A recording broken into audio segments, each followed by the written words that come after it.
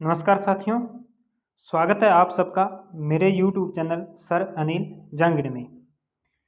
तो आज की इस क्लास में हम बात करने वाले हैं राष्ट्रीय आय गणना की व्यय विधि के बारे में, एक्सपेंडिचर मेथड के बारे में। पिछली क्लासों में हम उत्पादन विधि और आय विधि पढ़ चुके हैं और आज की इस क्लास में हम बात करेंगे व्यय विधि की। देखिए, इस व्यय विधि को उपभोग बचत विधि व उपभोग विनियोग विधि के नाम से भी जाना जाता है। अब इसमें होता क्या है कि इस विधि के अनुसार एक देश की घरेलू सीमा के अंतर्गत एक वर्ष में के दौरान विभिन्न वस्तुओं व सेवाओं पर किए गए अंतिम व्ययों का योग किया जाता है। अंतिम व्ययों का योग किया जाता है, या यूं कहें कि राष्ट्रीय आय की गणना के लिए जब हम व्यय विधि का प्रयोग करते हैं तो सकल राष्ट्रीय व्यय की राशि ज्ञात करने के लिए एक वर्ष में होने वाले व्यय जितने प्रकार, जैसे जीवन निर्वाह हेतु, पूंजीगत उपभोग हेतु, अधिक उत्पादन के लिए पूंजीगत व्यय और सरकार के व्यय व शुद्ध निर्यात व्ययों और साथ में गिसावट यानी कि मूल्य ह्रास इनको जोड़ा जाता है, इनका योग करते हैं। अब राष्ट्रीय आय की गणना के लिए एक देश में होने वाले व्यय के प्रमुख घटक हैं। इसमें क्या आता है? निजी उपभोग आएगा, इसमें उपभोग आएगा, ठीक है। निवेश या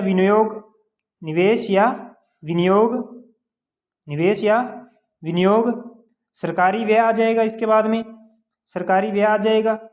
और शुद्ध निर्यात, ये ध्यान रखिएगा, इसमें कौन कौन से घटक शामिल होते हैं। शुद्ध निर्यात।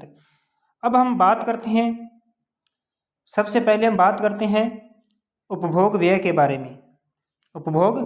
बारे में।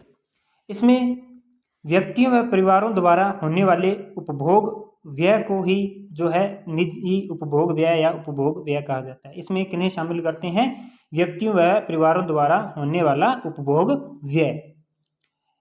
निजी उपभोग व्यय के अंतर्गत किन किन वस्तुओं या सेवाओं को शामिल किया जाता है? तो इनमें अस्थायी उपभोक्ता वस्तुएं आएंगी, टिकाऊ उपभोक्ता वस्तुएं और उपभोक्ता सेवाएं, ये इनके अंदर शामिल करते हैं। इसके बाद में हम बात करते हैं विनियोग या निजी निवेश व्यय के बारे में। तो देखिए, निवेश एक प्रकार का उत्पादन के लिए किया जाने वाला व्यय होता है। एक निश्चित अवधि में होने वाले निवेश के कारण पूंजी के भंडार में वृद्धि होती है और उत्पादन प्रक्रिया में अन्य साधनों के साथ साथ पूंजी की गिसावट भी होती है। ये गिसावट जो है वो एक प्रकार की क्या होती है? हानि होती है, ठीक है। और ये जो गिसावट के लिए एक प्रावधान किया जाता है, यह जो प्रावधान है, ठीक है, ये क्या कहलाता है? पूंजी के उपभोग का प्रावधान कहलाता है। क्या कहलाता है? पूंजी के उपभोग का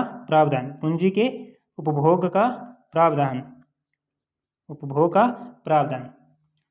यानी कि उत्पादन प्रक्रिया में जब साधनों का प्रयोग किया जाता है तो क्या होती है? गिसावट होती है, यानी कि मशीनों की या साधनों की क्या होती है? हानि होती है। और इस हानि के लिए एक प्रावधान किया जाता है, इसे ही क्या कहते हैं? पूंजी के उपभोग का प्रावधान कहलाता है। अब इसके अंदर निवेश के प्रकार देखते हैं, कौन कौन से निवेश इसके अंदर हम शामिल करते हैं। तो इसके अंदर व्यावसायिक स्थिर निवेश आएगा। कौन सा? व्यावसायिक स्थिर निवेश आएगा। नंबर 2, माल के भंडारों में निवेश आएगा। माल के भंडारों में निवेश इसमें शामिल किया जाएगा। गृह निर्माण में निवेश इसके अंदर शामिल होगा और सरकारी निवेश इसके अंदर शामिल होगा, ठीक है। इसके बाद में हम नेक्स्ट बात करते हैं सरकारी व्यय में। अब सरकारी व्यय में क्या होता है? सरकार द्वारा हमें विभिन्न प्रकार की वस्तुएं व सेवाएं प्रदान की जाती है। एक देश की सरकार के व्यय को उत्पादन में योगदान के रूप में माना जाता है।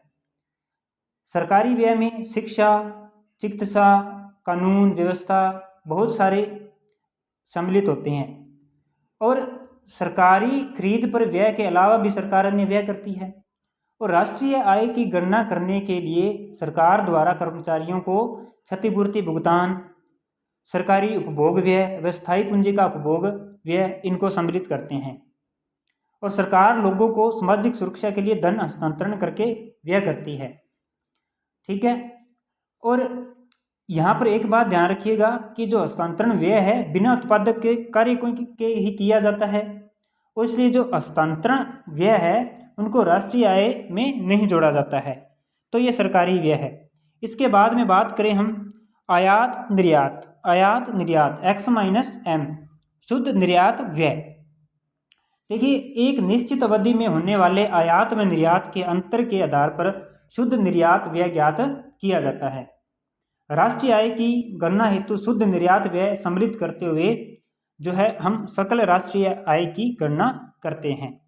तो सकल राष्ट्रीय आय बराबर क्या होता है, C प्लस आई प्लस जी प्लस एक्स माइनस एम। इन सभी का योग ही जो होता है, यानी कि एक देश की घरेलू सीमा के अंतर्गत एक वर्ष के दौरान विभिन्न वस्तुओं एवं सेवाओं पर किए गए अंतिम व्ययों का योग ही क्या होता है, GNP होता है। ठीक है। अब इसे GNE भी बोल सकते हैं, GNP भी कह सकते हैं और GDP भी कह सकते हैं। अब इसके बाद में इसमें देखिए सावधानियां, क्या क्या सावधानियां रखनी चाहिए। नंबर 1 पर बात करते हैं, पुरानी वस्तुओं पर किए गए व्यय को शामिल नहीं किया जाता है। पुरानी वस्तुओं पर किए गए व्यय को शामिल नहीं करते हैं। शेयर व बॉन्ड्स की खरीद पर होने वाले व्यय को भी शामिल नहीं करते हैं। हस्तांतरण भुगतानों पर व्यय को शामिल नहीं किया जाता। मध्यवर्ती वस्तुओं व सेवाओं पर भी व्यय इसमें शामिल नहीं किया जाता है। ठीक है, ये इसमें मुख्य रूप से सावधानियां रखनी पड़ती हैं। इसके बाद में हम बात करते हैं, यदि सकल राष्ट्रीय उत्पाद GNP में से, सकल राष्ट्रीय उत्पाद यानी कि GNP में से शुद्ध विदेशी निवेश घटा दिया जाए तो शेष राशि को हम क्या कहेंगे, सकल घरेलू उत्पाद कहा जाता है। इसलिए मैंने यहाँ पर GDP लिखा है। यानी कि GDP बराबर अगर हम GNP में से, सकल राष्ट्रीय उत्पाद में से हम क्या करेंगे, x माइनस m माइनस कर देंगे, यानी कि शुद्ध विदेशी निवेश को अगर माइनस कर देंगे तो वो क्या कहलाएगा, सकल घरेलू उत्पादन कहलाएगा। यानी कि GDP बराबर C प्लस आई प्लस जी प्लस डी। डी से यहाँ अर्थ है डेप्रिसिएशन यानी कि मूल्य ह्रास। तो ये आपकी व्यय विधि थी।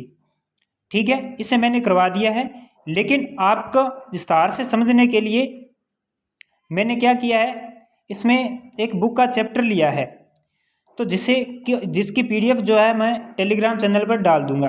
तो आप इसे अच्छे से पढ़िए, आपको सारा जितने आपके डाउट होंगे वो क्लियर हो जाएंगे कि किन किन मदों को शामिल किया जाता है, किन्हें शामिल नहीं किया जाता। पूरी व्यय विधि जो है आपको समझ में आ जाएगी। ये बुक का मैंने पूरा चैप्टर है, ये व्यय विधि का, इसमें मैंने ये पूरा चैप्टर डाल दिया है। तो आप इसे अच्छे से ज़रूर पढ़िएगा। इसे मैं टेलीग्राम पर अपने चैनल पर इसे PDF को डाल दूँगा।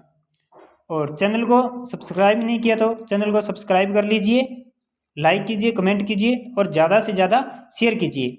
अगर किसी को माइक्रो इकोनॉमिक्स के नोट्स चाहिए, फर्स्ट ग्रेड स्कूल व्याख्याता माइक्रो इकोनॉमिक्स के, तो मुझे टेलीग्राम पर मैसेज कीजिए, जिसका नंबर जो है वो मैंने डिस्क्रिप्शन में दिया हुआ है। तो मिलते हैं अगली क्लास में। Thank you.